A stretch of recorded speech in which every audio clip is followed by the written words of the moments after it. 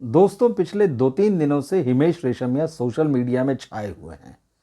जब से उनकी आने वाली film badass Ravi Kumar का ट्रेलर रिलीज हुआ है, उनकी चर्चाएं जो है रुकने का नाम नहीं ले रही है। उनकी इस फिल्म का ट्रेलर जो है ज़बरदस्त रूप से पसंद किया जा रहा है। हालांकि कई लोग ऐसे भी हैं जो उनको ज़बरदस्त रूप से ट्रोल कर रहे हैं और कह रहे हैं कि ये क्या वाहियात है। मगर इससे ज़्यादा नंबर उन लोगों का है जो अब हिमेश रेशमिया से उम्मीद लगाए हुए हैं कि वो ये जो फिल्म ला रहे हैं, जिसके बारे में उन्होंने स्पष्ट उसमें लिखा है कि ये 80s के दशक का सिनेमा है, इसमें 80s के दशक का अंदाज है इस फिल्म में। बहुत सारे लोग जो हैं उसको वेलकम करने के लिए तैयार बैठे हुए हैं। फिल्म में जिस तरह से डायलॉगबाजी जो है हिमेश रेशमिया करते दिख रहे हैं, जिस तरह के म्यूज़िक का आपको वहाँ पे एक अंदाज़ा हो जाता है कि वो कैसा है, जिस तरह का डांस है, जो कॉमेडी है, जो भव्य लोकेशन है, जो एक्शन उसमें दिख रहा है मास वाला, और वो जो लुक है हिमेश रेशमिया का, लोग उससे बड़े इम्प्रेस हैं। और कहीं ना कहीं मतलब बॉलीवुड में जिस बात की कमी लंबे समय से खल रही थी, एक मास एंटरटेनर की जिसका म्यूज़िक भी बढ़िया हो, तो अब लोग ये उम्मीद कर रहे हैं कि हिमेश की इस फिल्म के साथ में शायद वो सूखा जो है, जो पिछले कई सालों से चला आ रहा था, अब ख़त्म हो सकता है। लेकिन इसके साथ साथ हम इस वीडियो में एक और बहुत ख़ास बात करने जा रहे हैं।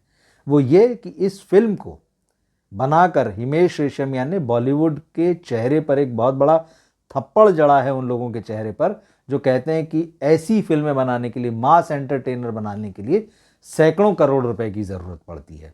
बिल्कुल, इस फिल्म का जो बजट अब सामने आ रहा है, बॉलीवुड हंगामा जो वेबसाइट है उसने जो खबर छापी है वो आपको हैरान कर देगी। ये खबर बताती है कि इस फिल्म के बजट की रिकवरी कर ली है हिमेश रेशमिया ने और जो प्रोड्यूसर्स हैं इस फिल्म के। हालांकि हिमेश भी जो है इसमें पार्ट, उनका भी अपना पार्ट है, मतलब पार्ट प्रोड्यूसर हैं वो। और इस फिल्म का बजट जो है 20 करोड़ रुपए बताया जा रहा है कि 20 करोड़ रुपए जो है उसकी रिकवरी हो गई है। और कैसे हुई है? 16 करोड़ रुपए जो है अकेला उसका तो म्यूजिक राइट्स ही जो है बताया जा रहा है कि वो जा चुका है। तो म्यूजिक राइट्स से वो 16 करोड़ आ चुका है 20 में से। और 4 करोड़ रुपए की सब्सिडी ओमान से मिली है, क्योंकि ये फिल्म ओमान में शूट हुई है। तो इस तरह से जो है वो 20 करोड़ रुपए जो प्रोड्यूसर्स ने लगाए थे उसकी रिकवरी हो गई है। इसका ये मतलब है कि अब जो थिएटर से आएगा, अब जो सैटेलाइट से आएगा, जो अब ओटीटी से आएगा, वो पूरा प्रॉफिट होगा।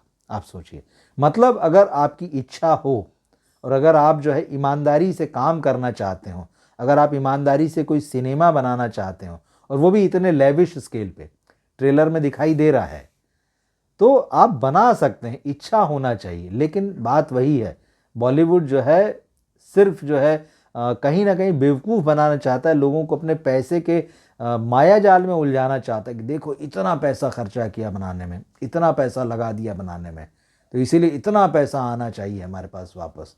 तो वो जो सैकड़ों करोड़ रुपए के बजट की जो बात है, वो हिमेश रेशमिया ने एक तरह से झुठला दी है। वो इस पूरा जो ये शिप था उसके डायरेक्टर बस नहीं थे, लेकिन कैप्टन ऑफ द शिप की तरह जो है वो नज़र आते हैं। उन्होंने इस फिल्म के लिए कोई फीस नहीं ली है। देखिए, ये बॉलीवुड के जो सो कॉल्ड सितारे हैं ना, बड़े बड़े ए लिस्टर्स जो अपने आप को कहते हैं, उनके लिए बहुत बड़ा सबक है और उनके चेहरे पर बड़ा तमाचा है कि आप अपने स्टारडम को प्रूव कीजिए भाई। जैसे हिमेश ने कहा कि मैं कर रहा हूँ इसमें। वाकई अगर 20 करोड़ रुपए में ये फिल्म बन जाती है, हिमेश और उनके साथ बाकी सितारों को भी आप देख सकते हैं। प्रभु देवा उनके अगेंस्ट में यहाँ विलन बने हुए हैं, कीर्ति कुलाड़ी हैं, जॉनी लीवर हैं, संजय मिश्रा हैं, सारे नाम जो हैं जाने पहचाने हैं।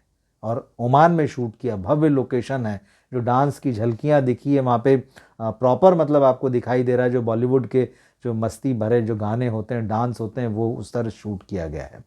लेकिन अब इसमें खेल कहाँ हुआ? इसमें हिमेश रेशमिया ने अपने कंधों पर जिम्मेदारी ली और उन्होंने इस फिल्म में अपनी फीस नहीं ली है। उन्होंने इस फिल्म में एक्टिंग करने की फीस नहीं ली है। उन्होंने इस फिल्म के 16 गाने बनाए हैं। अब ये देखना होगा फिल्म में कितने होते हैं, और एल्बम तो खैर अलग से रिलीज होगा ही, तो उसमें कितने होते हैं। 16 गाने बनाए हैं। तो उन 16 गानों को गाने की, लिखने की, उसको म्यूजिकली तैयार करने की, और इस फिल्म का बैकग्राउंड, मतलब म्यूजिकल उन्होंने अपनी तरफ से जो है उसका जो कहना चाहिए फीस के रूप में उसे ज़ीरो कर दिया ऑन पेपर या एडवांस जो है। एक्टिंग की फीस उन्होंने नहीं ली। इस फिल्म की कहानी भी उन्होंने लिखी है।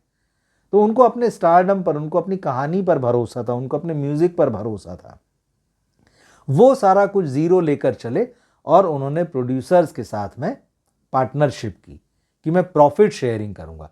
यही बात हम बार बार कहते रहे हैं, यही बात जो है सारे समझदार लोग जो हैं बॉलीवुड के वो कह रहे हैं कि इन सितारों को ये जो सैकड़ों करोड़ की फीस लेते हैं और फिल्म को डुबा देते हैं, प्रोड्यूसर को जो है घाटे में और कर्जे में डाल देते हैं, मत कीजिए ना भाई। आप अपनी ताकत अगर आपकी है तो आप आइए उस ताकत के साथ में और कहिए प्रोड्यूसर से कि मैं फ्री में काम करता हूँ, मेरा स्टारडम है, मेरा कहानी में भरोसा है, मैंने अच्छी कहानी सिलेक्ट की है, चलिए हम फिल्म बनाते हैं। और सबसे पहली बात तो कहानी चुनना आना चाहिए। वो तो इस मामले में अंडा दिखाई देते हैं, बहुत बड़ा दिख रहा है लगातार। लेकिन ये जो पैसे वाला फैक्टर है, अगर आपको अपने स्टारडम पे भरोसा है, अपनी ताकत पे भरोसा, तो आइए मैदान में, मत लीजिए फीस, जैसा हिमेश रेशमिया ने किया है। और इसी वजह से आप सोचिए अगर उसमें हीरो की कॉस्ट जुड़ जाती, म्यूज़िक जो बड़ा लवाजमा होता है, बड़ा तामझाम होता है, हिमेश रेशमिया, उनकी टीम, बैकग्राउंड का मामला, गानों का मामला, और एक दो नहीं 16 गाने, ये सारा कुछ। और इन सब के अलावा हिमेश रेशमिया ने खुद कहा कि क्योंकि हमारे पास पहले से फिल्म बनाने का अनुभव था और कई मेगा सीरियल बनाए हैं, तो हमको प्रोडक्शन का अंदाज़ था, तो हम इसमें बहुत ही माइन्यूटली जो है टाइम टेबल के साथ में चले, कोई नखरा नहीं, किसी का कुछ नहीं, शेड्यूलिंग प्रॉपर की गई, खर्चा कहाँ होगा कहाँ नहीं होगा इसका पूरा ध्यान रखा गया, टीम जो है बहुत सिलेक्टेड लोगों के साथ में इसको लेकर बनाया गया। तो इस तरह से पूरा बजटिंग और प्लानिंग के साथ, ऐसा नहीं कि मुंह उठा के चल दिया और जिसने जो कहा वो कर दिया, जिसने जो मांगा दे दिया, सच झूठ जो बोल के लीपा पोती कर दी, ऐसा नहीं। तो उन्होंने कहा बहुत प्लानिंग से चले। और सबसे बड़ी बात जो आज की डेट में जो कहा जाता है कि बॉलीवुड में फीस का, जो फिल्म की जो प्रोडक्शन जो होता है उसका जो 80% हिस्सा है वो तो स्टार ही ले लेते हैं आने वाले। तो अब सोचिए कि ये फिल्म 20 करोड़ रुपए में कैसे बन सकती अगर हिमेश रेशमिया इस फिल्म के लिए एक्टिंग की फ़ीस लेते, राइटिंग की फ़ीस लेते, म्यूज़िक की फ़ीस लेते, बैकग्राउंड की फ़ीस लेते, गाना गाने की फ़ीस लेते, तब तो ये फिल्म कभी बन ही नहीं सकती थी। फिर ओमान की जो 4 करोड़ की सब्सिडी है वो ऊँट के मुंह में जीरा जैसी दिखाई देती। तो ये बहुत बड़ा सबक है, ये बॉलीवुड वाले ये जो सो कॉल्ड सितारे हैं उनके चेहरे पे बहुत बड़ा तमाचा है ये फिल्म बनाने का तरीका है। और उसके बाद इस फिल्म का जो ट्रेलर आया है और एकदम मास को कनेक्ट कर रहा है, फिर वही बात आ गई कि आप कैसी कहानी लेकर आ रहे हैं, कैसा अंदाज लेकर आ रहे हैं, क्या आप दर्शक की नब्ज को पकड़ रहे हैं।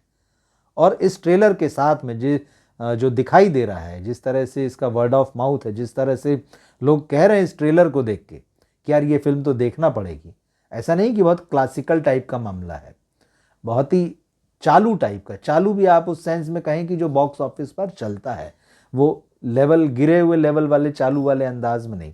और हिमेश रेशमिया जिस तरह से वो 80s के अंदाज में जो डायलॉग्स बोल रहे हैं, तो उनके डायलॉग भी जो है वो कमाल के हैं कि तेरे शरीर में इतना खून नहीं होगा जितना रवि कुमार एक बार में मूत देता है। हॉल में तालियां और सीटियां बजेंगी इस पर, सुधर जा नहीं तो गुजर जाएगा। ये ताली बजाने, ये वो डायलॉग है जो लोगों की जुबान पे आ गया सुनते से ही। इमिग्रेशन के बाद सीधा तेरा क्रिमेशन होगा, मतलब इस तरह के डायलॉग जो है जो बहुत फनी भी हैं। एक और डायलॉग उसमें वो कह रहे हैं कि भाई, एक विलेन उनसे पूछ रहा है कि भाई तू हर बार जो है वो एक्शन से पहले जो है वो इतना डायलॉग बाजी क्यों करता है, तो वो उसमें कहते नज़र आते हैं कि अच्छे एक्शन से पहले एक अच्छे डायलॉग की ज़रूरत होती है या होना चाहिए। मतलब जो भी फिल्मी फॉर्मूले, जो बेसिक है सिनेमा का एंटरटेन करने वाला, उसको पकड़ कर ऐसा लगता है कि हिमेश रेशमिया यहाँ पर चले हैं। तो न केवल राइटिंग, डायलॉग्स जो किसी भी फिल्म के लिए बहुत इंपॉर्टेंट होते हैं, और साथ साथ म्यूज़िक। एक वो ताजमहल वाला गाना भी कल उन्होंने रिलीज़ कर दिया है, दिल ताजमहल ऐसा कुछ तो भी है। तो वो गाना जो ट्रेलर में था और जिसको, उसकी धुन को लोगों ने एकदम ट्रेलर आते से ही पकड़ लिया था, तो तत्काल जो है उन्होंने अगले ही दिन फिर जो है उस गाने को भी रिलीज़ कर दिया।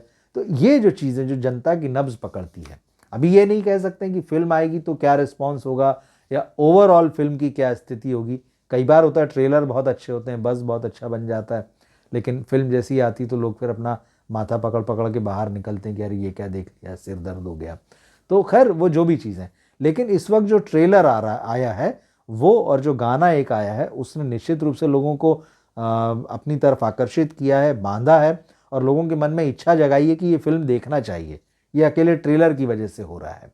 ट्रेलर में आपको एक्शन दिख रहा है, रोमांस दिख रहा है, कॉमेडी दिख रही है, वो ग्लैमर दिख रहा है, और वो जिसको कहते हैं बहुत भव्यता है वो दिख रही है, सब कुछ नज़र आ रहा है जो एक मास एंटरटेनर में होना चाहिए।